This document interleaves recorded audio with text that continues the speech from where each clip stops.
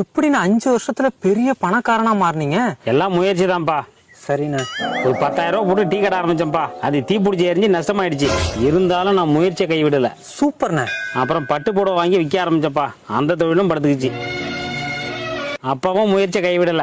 தெரியுண்ணே, உங்களை நினைச்சா ரொம்ப பெருமையா இருக்கு. தொடர்ந்து எல்லா தொழிலும் பண்ணி பார்த்துட்டேன்ப்பா. எல்லாத்தையும் நஷ்டம்தான். அப்புறம் என்னன்னு ஆச்சு? அந்த நேரம் தான் எங்க மாமனார் இறந்துட்டா இருப்பான். அடச்சே, ஒரு மனுஷனுக்கு இவ்வளவு கஷ்டமா? அது ஒன்றும் கஷ்டம் இல்லப்பா. அவர் செத்ததுக்கு அப்புறம் அவர் சொத்து என் கைக்கு வந்துருச்சு. நான் பணக்காரன் ஆயிட்டேன்.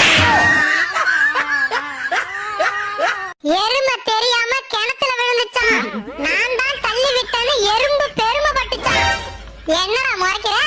தம்பி, உனக்கும் மாமனார் இருக்காரு. முயற்சி மட்டும் கைவிடாத. நடக்கிறதெல்லாம் நல்லதா நடக்கும்.